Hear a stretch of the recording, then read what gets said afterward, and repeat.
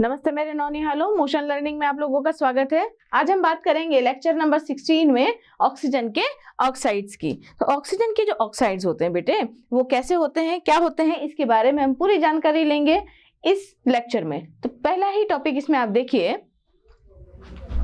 Oxygen के oxide. अब oxygen के ऑक्साइड्स की यदि प्रॉपर डेफिनेशन देखी जाए, प्रॉपर इसकी जो परिभाषा है उसके बारे में यदि बात की जाए, तो प्रॉपर परिभाषा क्या होगी इसकी, ये देखिए कि ऑक्सीजन के अन्य तत्वों के साथ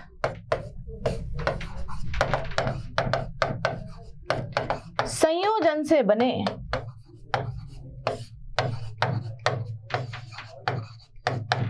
द्विअंगी यौगिक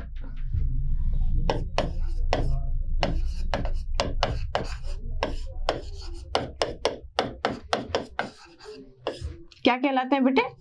ऑक्साइड कहलाते हैं।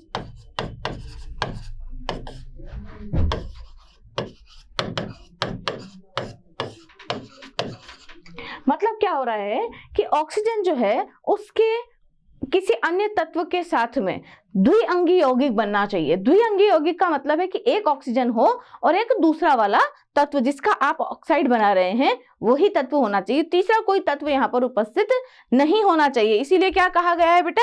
द्विअंगी। इसीलिए क्या कहा गया है? इसको द्विअंगी यौगिक कहा गया है। द्विअंगी का मतलब ही यही होता है क्या कि दो तत्वों के मेल से बने यौगिक द्विअंगी यौगिक कहलाते हैं। यहाँ पर जो दो तत्व होंगे उसमें से एक कौन होगा? आपका ऑक्सीजन होगा। ठीक है, ऑक्सीजन और किसी अन्य तत्व, इन दोनों के साथ मिलकर के जो भी यौगिक बनेंगे उसमें सिर्फ दो ही तत्व होंगे, तीसरा कोई तत्व नहीं होगा। वो जो तत्व कहलाते हैं वो द्विअंगी यौगिक कहलाते हैं। और ऐसे द्विअंगी यौगिक ही क्या कहलाते हैं बेटे? ऑक्साइड्स कहलाते हैं। ठीक है, अब ऑक्साइड्स जो बने हैं हमारे, वो दो प्रकार के बनेंगे बच्चों। कैसे बनेंगे देखिएगा कि ऑक्साइड कितने टाइप के होते हैं बच्चे? दो टाइप के होंगे। कौन कौन से होंगे देखिएगा। एक होंगे सरल ऑक्साइड, सरल या साधारण ऑक्साइड। ठीक है, एक तो होंगे सरल या साधारण ऑक्साइड और दूसरे होंगे मिश्रित ऑक्साइड। मिश्रित ऑक्साइड। ठीक, अब सरल ऑक्साइड्स जो होंगे वो कितने टाइप के होते हैं बेटे? सरल ऑक्साइड्स को भी आगे जो है फर्दर हम लोगों ने क्लासिफाई किया है। कैसे किया है देखिए। सरल ऑक्साइड्स में पहला है आपका उदासीन ऑक्साइड। उदासीन ऑक्साइड। दूसरा है आपका उभयधर्मी ऑक्साइड। तीसरा है आपका अम्लीय ऑक्साइड।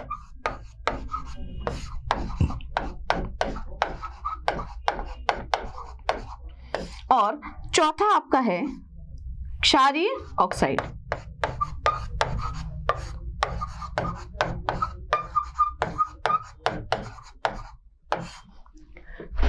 मतलब सरल ऑक्साइड्स जो हुए बेटे वो आपके चार प्रकार के हुए। कैसे कैसे? उदासीन ऑक्साइड, उभयधर्मी ऑक्साइड, अम्लीय ऑक्साइड और क्षारीय ऑक्साइड। ठीक है, अब साधारण जो ऑक्साइड हैं उनको इन चार श्रेणियों में बांटने के बाद में हम अगर बात करें मिश्रित ऑक्साइडों की, तो मिश्रित ऑक्साइड देखिए कैसे होते हैं। जैसे आप देखिए लेड का ऑक्साइड, ये एक मिश्रित ऑक्साइड है। क्यों मिश्रित ऑक्साइड है? क्योंकि जब इसको गर्म किया जाएगा और ये टूटेगा या गर्म करने पर ये जो है विघटित होगा। किसमें? गर्म करने पर ये किस प्रकार से विघटित होता है अपने छोटे ऑक्साइडों में, वो देखिए। एक तो बनेगा ये PbO और दूसरा बनाएगा ये PbO2, यानी कि लेड का मोनोऑक्साइड और लेड के डाइऑक्साइड में ये कन्वर्ट होता है इस प्रकार से। तो ये यहां पर क्या बना? मिश्रित ऑक्साइड बना आपका। इसी प्रकार से आप देखिए आयरन का भी ऑक्साइड होता है।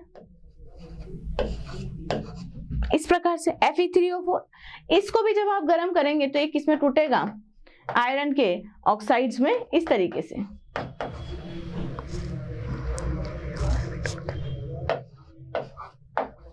एक बनाएगा फेरस ऑक्साइड और एक बनाएगा फेरिक ऑक्साइड। अगला देखिए, मैंगनीज के ऑक्साइड।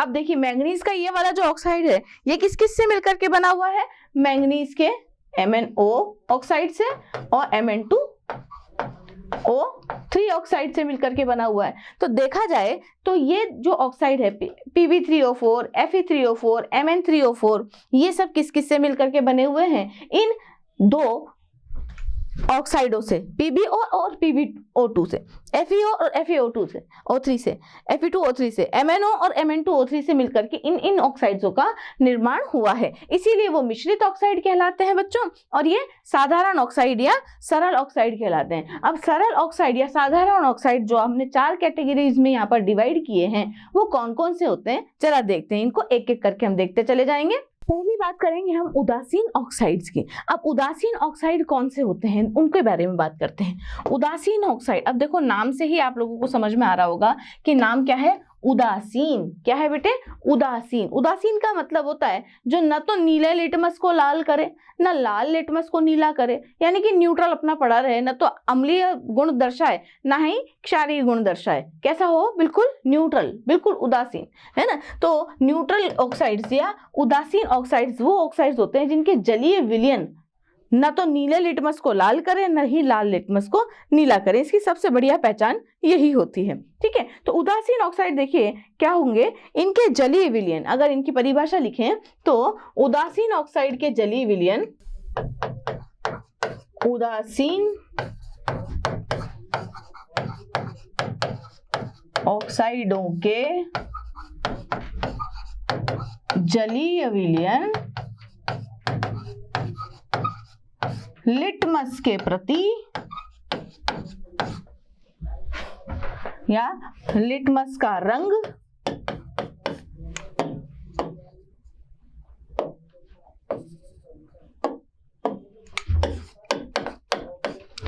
परिवर्तित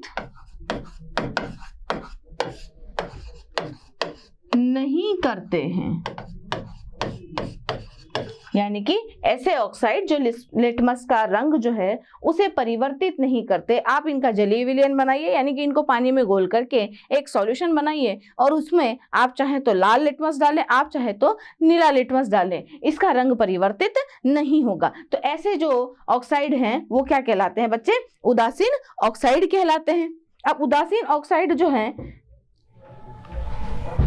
वो न तो अम्लों से और ना ही क्षारों से, दोनों में से किसी के भी साथ में अभिक्रिया नहीं करते हैं, क्योंकि ना तो ये अम्ल होते हैं ना ये क्षारीय प्रकृति के होते हैं, है ना। तो उदासीन ऑक्साइड, उदासीन ऑक्साइड अम्लों व क्षारों के साथ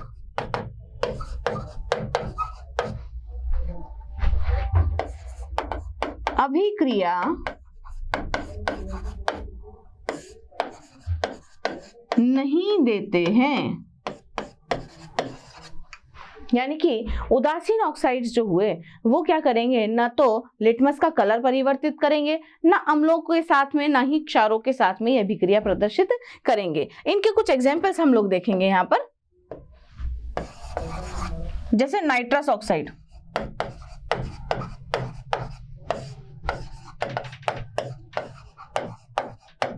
अपना नाइट्रस ऑक्साइड यानी कि N2O एक उदासीन ऑक्साइड है, ठीक है।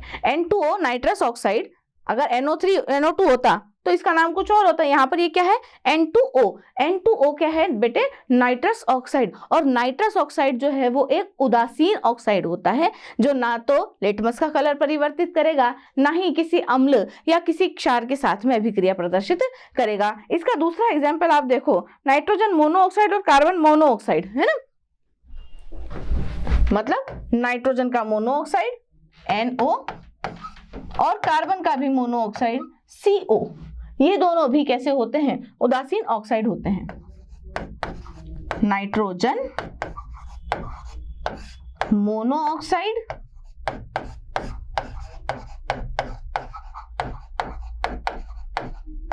और कार्बन मोनोऑक्साइड।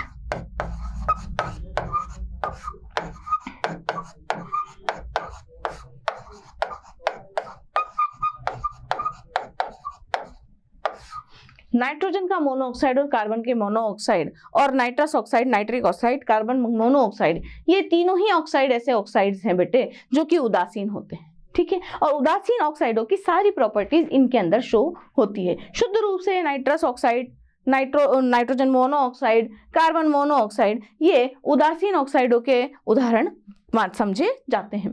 उदासीन ऑक्साइडों में इतना ही। इसके बाद हम बात करेंगे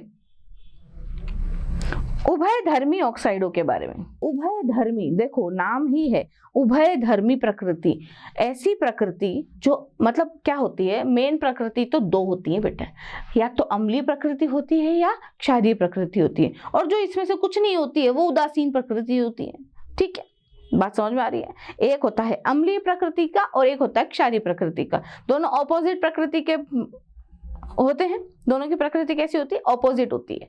बट अम्लीय प्रकृति और क्षारीय प्रकृति अलग अलग है। ये दोनों अपने आप में एक प्योर प्रकृतियां हैं, है ना। अब कुछ तत्व ऐसे होते हैं जो न तो अम्लीय प्रकृति शो करते हैं ना ही क्षारीय प्रकृति शो करते हैं। ऐसे जो तत्व होते हैं वो कैसे कहलाते हैं? उदासीन प्रकृति के कहलाते हैं।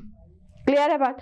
अब ऐसे तत्व या यौगिक जो अम्लीय प्रकृति भी दर्शाएं और जो क्षारीय प्रकृति भी दर्शाएं, वो क्या कहलाते हैं बेटे? उभयधर्मी प्रकृति कहलाती है। मतलब जब समय आए तब वो अम्ल की तरह व्यवहार करें और जब समय आए तब वो क्षार की तरह व्यवहार करें, तो ऐसे यौगिक क्या कहलाएंगे? उभयधर्मी प्रकृति के कहलाएंगे। तो यहाँ हम बात कर रहे हैं उभयधर्मी ऑक्साइड के बारे में। तो उभयधर्मी ऑक्साइड जो है वो क्या होते हैं? देखिए, इनके जलीय विलयन,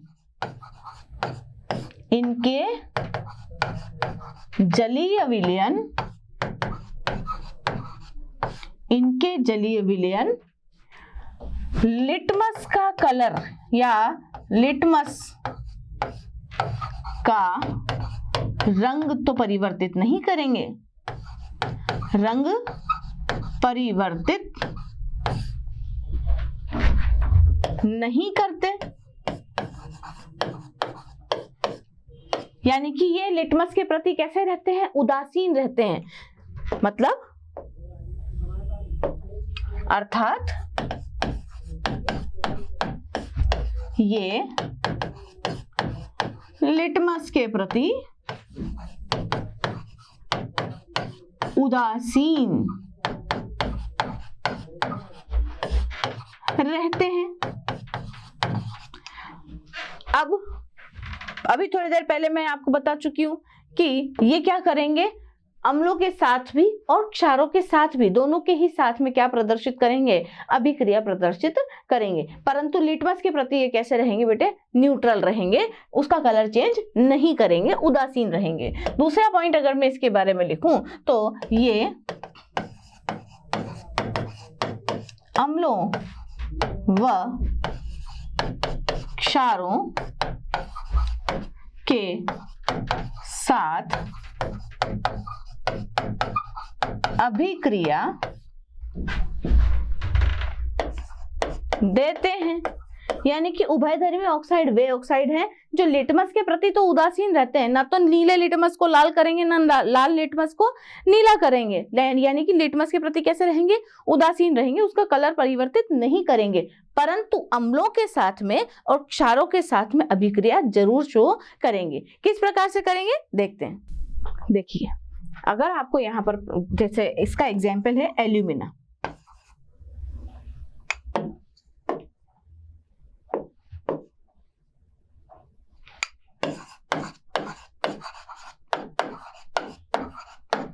एल्यूमिना भी इसको बोलते हैं Al2O3।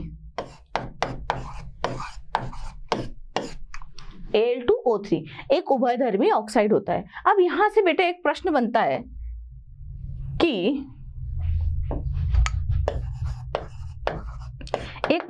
है कि एल्यूमिना की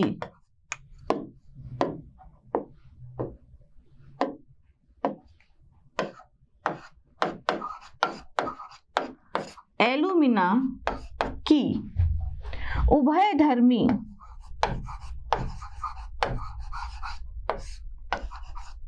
प्रकृति को समझाइए।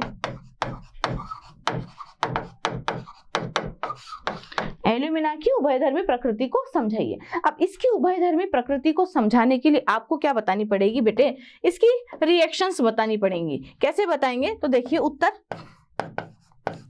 उत्तर क्या है कि जब आप एल्यूमिना की रिएक्शन किसी क्षार के साथ में या किसी अम्ल के साथ में करवाते हैं तो इसको रिएक्ट करना चाहिए और स्टेबल कंपाउंड का फॉर्मेशन करना चाहिए। यानी कि यहाँ से इन दोनों की इसकी एल्यूमिना की अम्ल और क्षार के साथ में अभिक्रिया से एक स्थायी उत्पाद बनना चाहिए। बोलिए बनना चाहिए कि नहीं बनना चाहिए। देखिए कैसे बनता है कि एल्यूमिना की रिएक्शन हम जब अम्ल के साथ में करवाएं और थोड़ा जल मिलाएं तो इनकी रिएक्शन से जो भी तत्व या यौगिक का निर्माण हो वो कैसा होना चाहिए, स्थायी होना चाहिए। ये क्या है बेटा, एक अम्ल है, ठीक है। तो इस अम्ल के साथ में ये एल्यूमिना जो है वो क्षार की भांति व्यवहार करेगा। पहली बात किस प्रकार से करेगा, देखिएगा ये बनाएगा एल्यूमिनियम का एक कॉम्प्लेक्स कंपाउंड या कॉम्प्लेक्स यौगिक। कैसे बनाएगा, देखिएगा H2O का होल 6 और उसके ऊपर आ जाएगा 3+ चार्ज। तो इस प्रकार से यहाँ पर और बाकी के जो 6 Cl- आयन बचे हैं वो बाहर की तरफ इस तरीके से रहेंगे। तो ये एक कॉम्प्लेक्स कंपाउंड आपको प्राप्त होगा। इस कॉम्प्लेक्स कंपाउंड का नाम देखिए क्या है बेटे, ये आपकी जो 9th चैप्टर आप जब पढ़ेंगे तब उसमें इस तरह के कंपाउंड्स की बात हम करेंगे। उपसहसंयोजन यौगिक की हम बात करेंगे, कॉम्प्लेक्स कंपाउंड्स की बात करेंगे, ठीक है। इसका नाम लिखा जाता है hexa aqua. Hexa aqua aluminate third. ये सब नाम वगैरह बनाना भी वहां पर आप लोगों को सिखाया जाएगा। तो अम्ल के साथ में इस एल्यूमिना ने एक कंपाउंड बनाया रिएक्शन करके, हेक्सा एक्वा एल्यूमिनेट थर्ड। तो ये एक क्या है, स्थायी यौगिक है। स्थायी यौगिक है तो इसका मतलब ये एल्यूमिना इस अम्ल के साथ में आराम से अभिक्रिया कर रहा है। दूसरा देखिए, हमें तो क्या दिखानी है, उभयधर्मी प्रकृति। इसकी उभयधर्मी प्रकृति को समझाना है, ना कि सिर्फ क्षारीय प्रकृति को। तो यानी कि अब हमें जो इसकी रिएक्शन है वो किसके साथ में करवानी पड़ेगी, क्षार के साथ में, जैसे कि NaOH के साथ में। बताइए NaOH एक क्षार है, HCl एक अम्ल है ना। तो एल्यूमिना अम्ल के साथ भी अभिक्रिया कर रहा है और एल्यूमिना जो है क्षारों के साथ भी अभिक्रिया कर रहा है। किस प्रकार से अभिक्रिया करेगा, देखिए 1 मोल एल्यूमिना की रिएक्शन जब आप 6 मोल क्षार के साथ में करवाएंगे और 3 मोल जब पानी लेंगे तो यहाँ पर ये NaOH कौन है बेटे, ये है क्षार।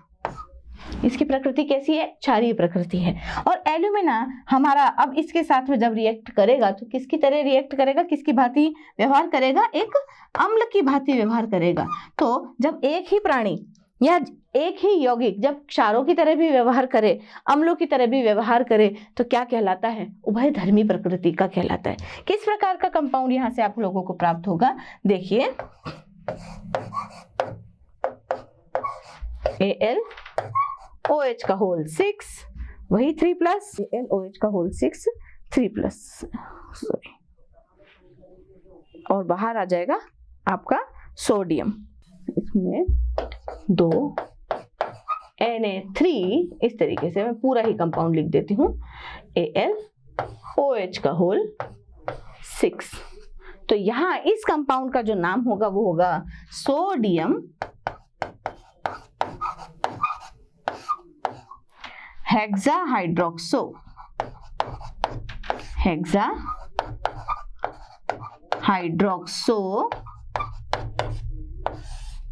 Aluminate third. इस प्रकार से यानी कि एल्यूमिना ने अम्लों के साथ भी और क्षारों के साथ भी अभिक्रिया करके जो स्थायी उत्पाद हम लोगों को दिए हैं वो कुछ इस प्रकार से प्राप्त होंगे। तो इट इज प्रूवन कि ये एल्यूमिना जो है वो उभयधर्मी प्रकृति का होता है। तो आपको प्रूव करने के लिए इस टाइप की रिएक्शंस को देना होगा। बात आई समझ में? और ये जो दोनों बने हैं ये क्या बने हैं? कॉम्प्लेक्स कंपाउंड बने हैं, उपसहसंयोजक यौगिक बने हैं। इन यौगिकों के बारे में हम 9वें चैप्टर में 9th चैप्टर में बात करेंगे। इनके नाम वगैरह के बारे में, कैसे बनते हैं, क्या होते हैं, सारी जानकारी वहां पर हम लेंगे। तो ऑक्साइड्स में उभयधर्मी ऑक्साइड आप लोगों को समझ में आए होंगे। इसके बाद हम बात करेंगे अम्लीय ऑक्साइडों के बारे में। तो देखिए बच्चों, अम्लीय ऑक्साइड जो हैं वो क्या होते हैं? अभी तक के लेक्चर में आप लोगों को ये चीज समझ में आई होगी कि ऑक्साइडों को यदि आप जल में घोलते हैं तो उनके प्रकृति के बारे में पता लगता है। बिल्कुल वैसा ही काम अब हम क्या करेंगे, अम्लीय ऑक्साइडों की प्रकृति पता करने के लिए भी करेंगे। कैसे करेंगे देखिएगा कि इनके जो जलीय विलयन होते हैं, अम्लीय ऑक्साइडों के जलीय विलयन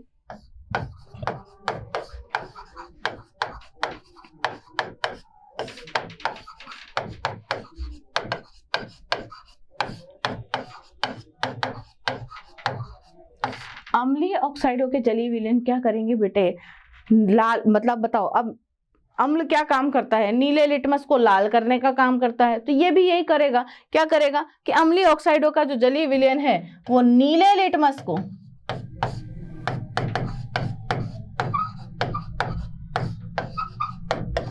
लाल कर देगा, नीले लिटमस को लाल रंग में परिवर्तित कर देगा।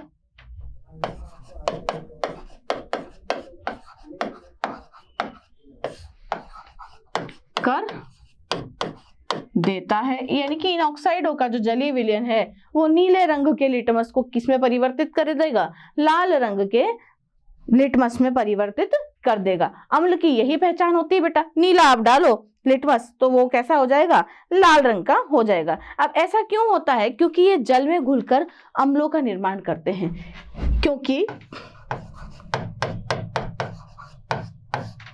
ये जल में घुलकर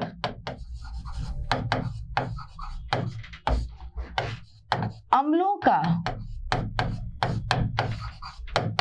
निर्माण करते हैं।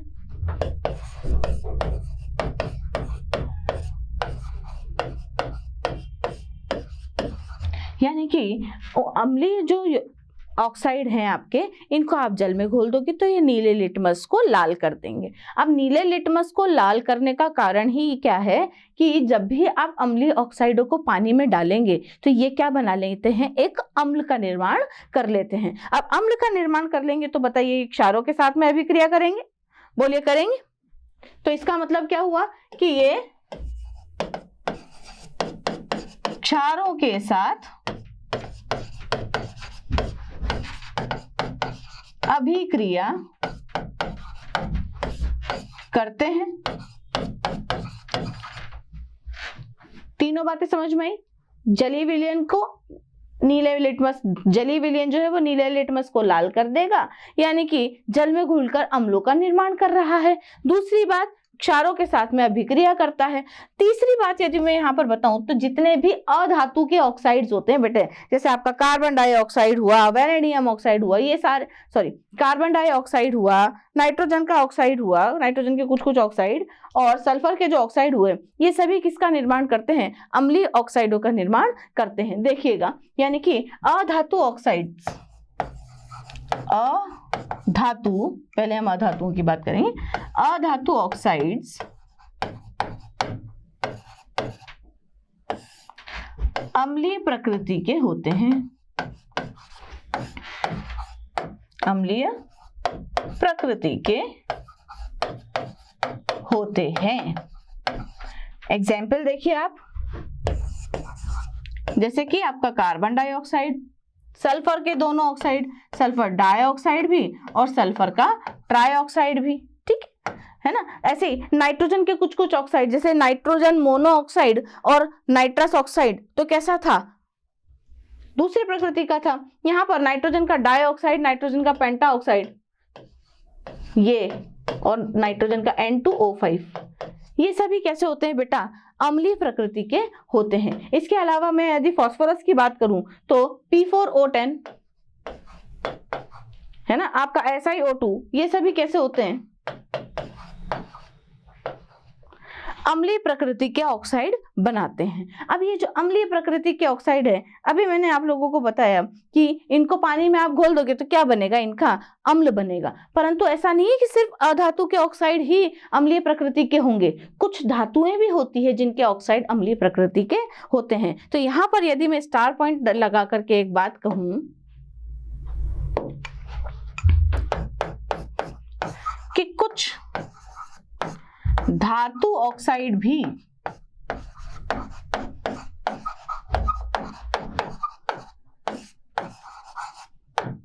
अम्लीय प्रकृति दर्शाते हैं।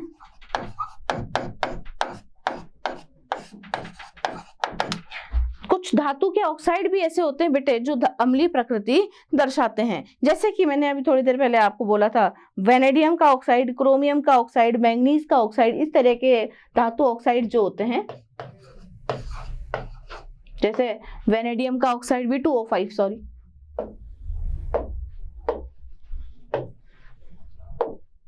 V2O5 जो है ये आपका अम्लीय प्रकृति है। देखो वेनेडियम जो है वो एक धातु है जो डी ब्लॉक में उपस्थित होती है। डी ब्लॉक के बारे में भी हम अगले चैप्टर में बात करेंगे।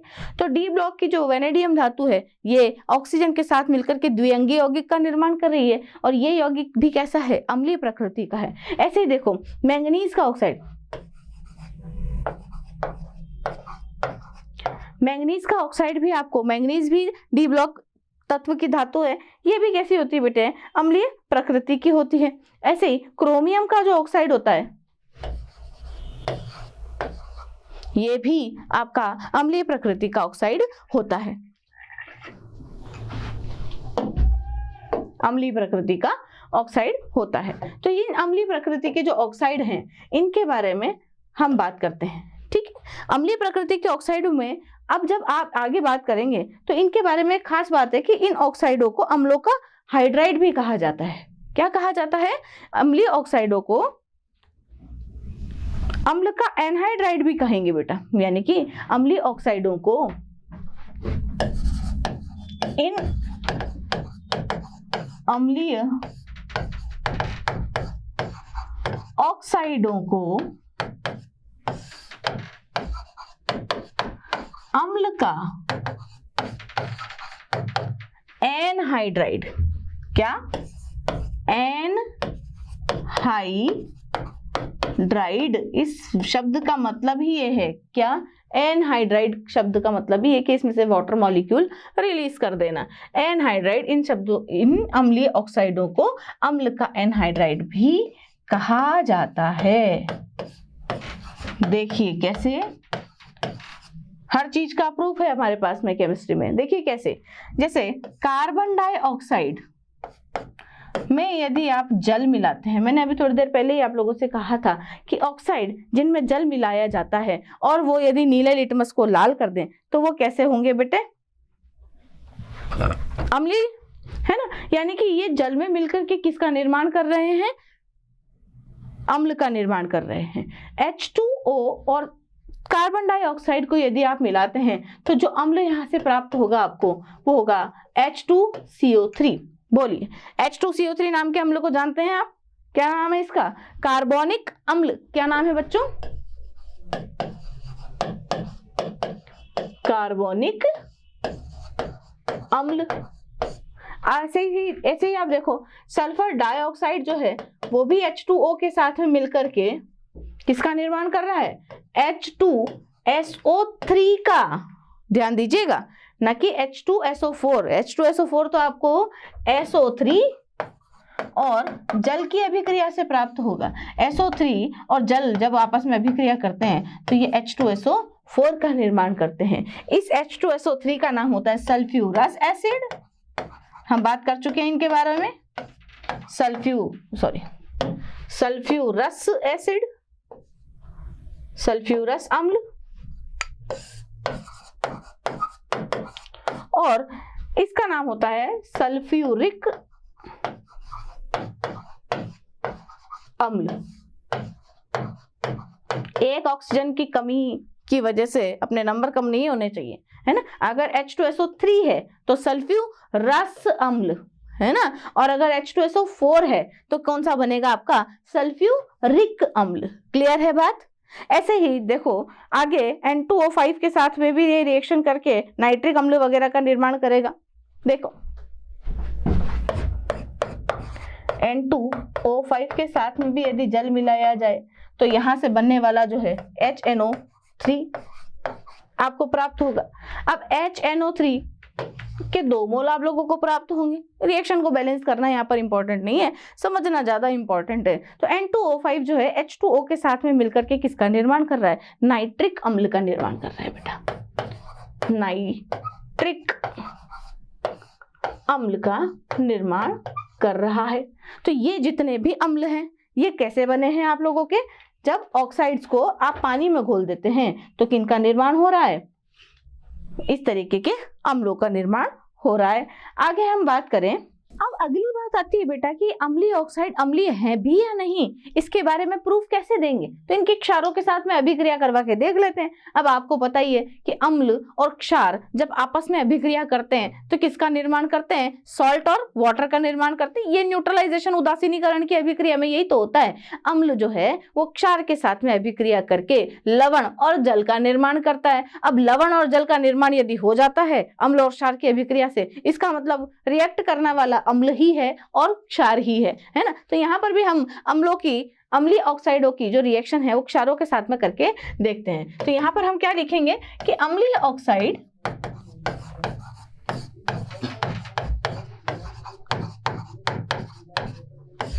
क्षारों के साथ अभिक्रिया कर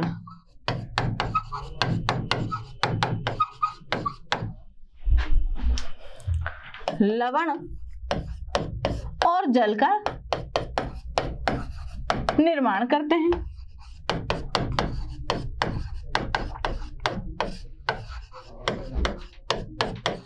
अम्ल और जल का, लवण और जल का निर्माण करते हैं। देखिए जैसे आपका अम्लीय ऑक्साइड, कार्बन डाइऑक्साइड, ये सबको याद रहेगा, है ना। अब इस कार्बन डाइऑक्साइड के आप किसी भी क्षार के साथ में, क्योंकि ये क्या है, अम्ल है ना, ये कैसे प्रकृति का है बेटा, अम्लीय प्रकृति का है। तो आप यदि इसकी किसी भी क्षार के साथ में रिएक्शन करवा देते हैं, ये लो जी, डबल क्षार के साथ, दो क्षार मतलब 2 मोल क्षार के साथ में आप अभिक्रिया करवाओ तो ये क्षार के साथ में अभिक्रिया करके क्या बनाएगा आपका Na2CO3 और क्या दे देगा, H2O। बोलिए, लवण हो गया, जल हो गया, इसका मतलब ये प्रूफ हो गया कि ये अम्ल है। अच्छा अब आप बोलोगे अच्छा मैडम कार्बन डाइऑक्साइड तो अम्ल है, मान लिया, बाकी के, लो जी बाकी की भी करवा लेते हैं। SO2 बोलिए, अम्लीय प्रकृति का ऑक्साइड है ना। इसी की भी, इसी क्षार के साथ में हम अगर अभिक्रिया करवाते हैं तो देखिएगा NaOH के साथ ही, जो कि एक क्षार है और अच्छा खासा बढ़िया स्ट्रॉन्ग क्षार है ना, इसके साथ में यदि हम अभिक्रिया करवाते हैं तो जैसे यहाँ अभिक्रिया हुई थी ऐसे यहाँ भी अभिक्रिया हो जाएगी। क्या बन जाएगा, एक लवण बन जाएगा और जल, यहाँ पर भी क्या बन रहा है, लवण बन रहा है और किसका निर्माण हो रहा है, जल का निर्माण हो रहा है। तो अम्ल और क्षार की उदासीनीकरण अभिक्रिया यहाँ आपको देखने को मिली थी। तो इट इज प्रूवन कि ये और ये कैसी प्रकृति के हैं, दोनों के दोनों अम्लीय प्रकृति के ऑक्साइड हैं। तो अम्लीय प्रकृति के ऑक्साइड में क्या क्या चीजें हम लोगों ने पढ़ी, पहली चीज कि इनका जलीय विलयन नीले लिटमस को लाल करता है। दूसरी बात, इनको जब जल में घोला जाता है तो ये किनका निर्माण करते हैं, अम्लों का निर्माण करते हैं। तीसरा इसके बारे में हम लोगों ने क्या बात की थी, रिवाइज कर लेते हैं।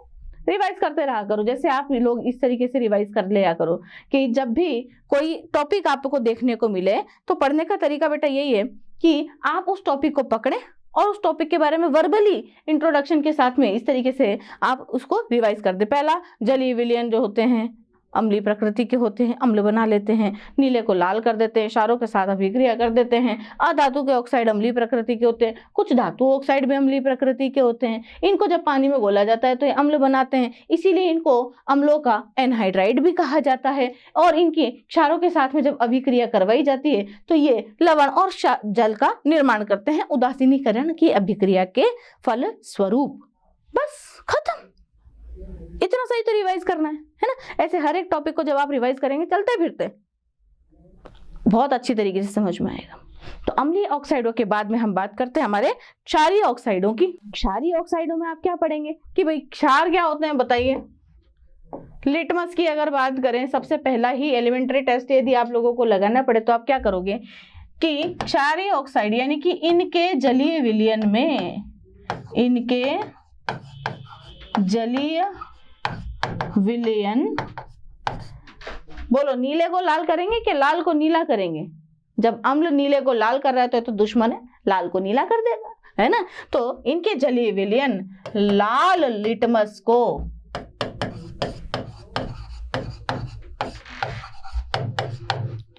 नीले लिटमस में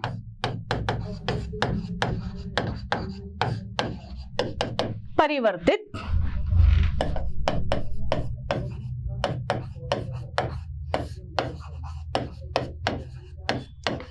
कर देते हैं।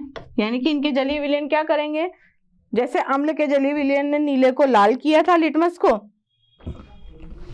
ये लाल लिटमस को नीले लिटमस में परिवर्तित कर देंगे। क्यों कर देंगे? क्योंकि इन्हें जल में घोलने पर, ये जल में घुलकर, जैसे अम्ल जब जल में घुल रहे थे तो अम्लीय ऑक्साइड जब जल में घुल रहे थे तो अम्लों का निर्माण कर रहे थे। क्षारीय ऑक्साइड जल में घुलेंगे तो किनका निर्माण करेंगे बच्चों? क्षारों का निर्माण करेंगे। ये जल में घुलकर क्षारों का निर्माण करते हैं।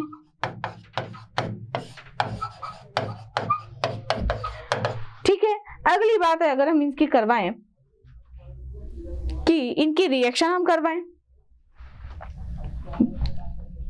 अम्लों के साथ में अभिक्रिया करेंगे, ये जल में घुलकर क्षारों का निर्माण किस प्रकार से कर रहे हैं। देखिए आप Na2O जो कि एक क्षारीय ऑक्साइड है, इसको आप जब जल में घोलेंगे तो आपको क्या प्राप्त होगा बच्चों? NaOH प्राप्त होगा। NaOH के 2 मोल प्राप्त होंगे। तो बताइए ये एक क्षारीय ऑक्साइड हुआ कि नहीं? क्योंकि क्षारीय ऑक्साइड जल में घुलकर क्षारों का निर्माण कर रहे हैं, तो बताइए ये एक क्षार हुआ? बिल्कुल है एक क्षार, है। मैग्नीशियम को देख लो, मैग्नीशियम के ऑक्साइड को भी जब आप जल में घोलते हैं तो ये भी मैग्नीशियम का हाइड्रोक्साइड जो कि एक क्षार है उसका निर्माण करते हैं। बोलिए कर रहे हैं। अगली बात हम देखें कि अगर ये क्षार है तो इसको अम्लों के साथ में अभिक्रिया करनी चाहिए, है ना। जैसे हमारे अम्लों ने क्षारों के साथ में अभिक्रिया की थी, एक उदासीनीकरण की अभिक्रिया यहाँ पर आप लोगों को दी थी। तो इस तरीके से अगर ये क्षारीय ऑक्साइड है तो इनका अम्लों के साथ में रिएक्शन करना तो बनता है ना। और ये रिएक्शन भी कैसी होनी चाहिए? उदासीनीकरण की रिएक्शन होनी चाहिए या उदासीनीकरण की अभिक्रिया होनी चाहिए। और उदासीनीकरण की अभिक्रिया में मैंने अभी थोड़ी देर पहले आप लोगों को बताया है कि क्षार और अम्ल आपस में मिल करके लवण और जल का निर्माण करते हैं। तो यहाँ पर ये जो क्षारीय ऑक्साइड हैं ये भी अम्लों के साथ मिलकर के लवण और जल बनाना चाहिए, है ना, बनाने चाहिए ना। कैसे बनाएंगे देखते हैं। ये या क्षारीय ऑक्साइड्स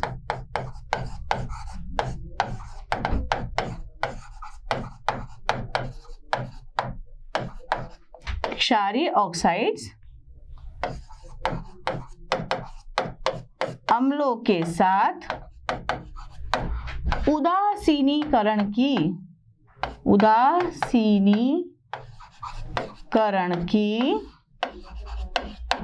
अभिक्रिया देते हैं।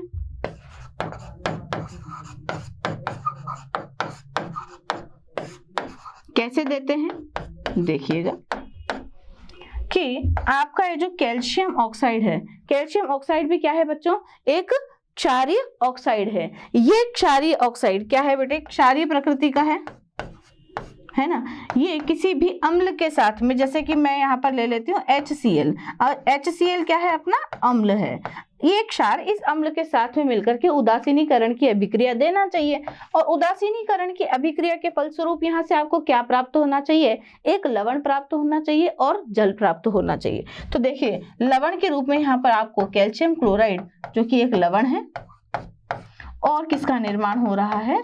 जल का। लवण का नाम क्या है? Calcium chloride. कैल्शियम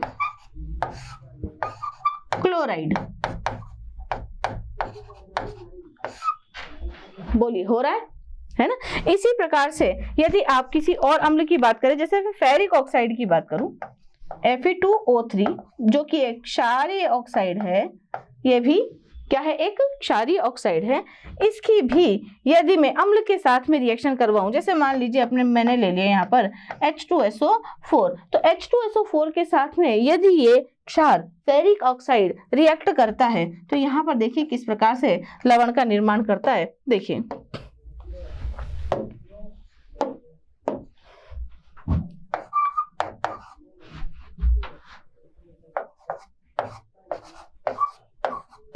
Fe2SO4 का होल थ्राइस आप लोगों को मिलेगा और यहाँ से जल का जो अणु है वो मुक्त हो जाएगा। फेरिक सल्फेट का निर्माण यहाँ पर हो गया है। तो देखिए क्षार ने अम्ल के साथ में अभिक्रिया करके एक लवण जिसका नाम है फेरिक सल्फेट का निर्माण किया और यहाँ से जल का अणु आपको प्राप्त हुआ। तो बताइए उदासीनीकरण की अभिक्रिया के भी फलस्वरूप ये प्रूव हो चुका है, ये सिद्ध हो चुका है कि ये और ये सब कौन है बेटे, क्षारीय ऑक्साइडों के उदाहरण है। ठीक है, तो क्षारीय ऑक्साइड कौन होते हैं, एक बार दोबारा रिवाइज कर लेते हैं। जिनके जलीय विलयन लाल लिटमस को नीला परिवर्तित कर दें, जो जल में घुलकर क्षारों का निर्माण करें और जो अम्लों के साथ में उदासीनीकरण की अभिक्रिया दें, इस प्रकार से वो क्या कहलाते हैं बच्चों, क्षारीय ऑक्साइड कहलाते हैं। ठीक है, तो आज के लेक्चर में हम लोगों ने क्या देखा कि ऑक्साइड क्या होते हैं, उनकी डेफिनेशन क्या होती है। द्विअंगी यौगिक जो ऑक्साइड, ऑक्सीजन और अन्य तत्व के जो द्विअंगी यौगिक होते हैं उनके मेल से बनने वाला जो तत्व यौगिक होता है वो क्या कहलाता है बच्चों, ऑक्साइड कहलाता है। ऑक्साइड दो टाइप के होते हैं, पूरा चैप्टर अभी मैं तो पूरा लेक्चर रिवाइज करवा देती हूँ। जो ऑक्साइड होते हैं वो दो टाइप के होते हैं, सरल या साधारण ऑक्साइड, मिश्रित ऑक्साइड। सरल या साधारण ऑक्साइड को हमने 4 भागों में विभक्त किया, उदासीन, उभयधर्मी, क्षारीय और अम्लीय ऑक्साइड। ठीक है, और इधर हमने जो मिश्रित ऑक्साइड पढ़े थे उनमें हमने 3 टाइप के ऑक्साइड पढ़े थे जो 2 अलग अलग ऑक्साइडों के मेल से प्राप्त हो रहे थे। उदासीन अब ऑक्साइड कौन होते हैं, जिनका जलीय विलयन न तो नीले लिटमस को लाल करे न लाल को नीला करे। उनके कुछ एग्जाम्पल्स हम लोगों ने देखे थे। दूसरा हमने देखा था उभयधर्मी ऑक्साइड। उभयधर्मी ऑक्साइड में आपने देखा कि उभयधर्मी प्रकृति क्या होती है उसके बारे में हमने समझा, और उभयधर्मी ऑक्साइडों की लवण और क्षार दोनों के ही साथ में अभिक्रिया करके ये सिद्ध किया कि वो उभयधर्मी ऑक्साइड होते हैं।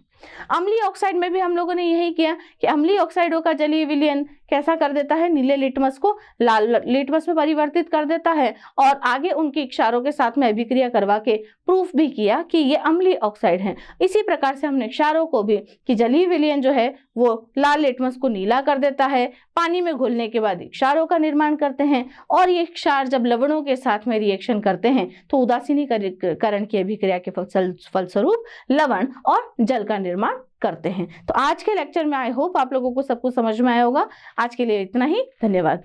आशा करता हूं हमारे टॉप एजुकेटर का यह लेक्चर आपको पसंद आया होगा। अगर पसंद आया है तो वीडियो को लाइक करिए, चैनल को सब्सक्राइब करिए और शेयर भी करिए, क्योंकि ज्ञान बांटने से बढ़ता है और सही बताऊं तो पुण्य भी मिलता है। मुझे सुनने के लिए बहुत बहुत धन्यवाद। Thank you.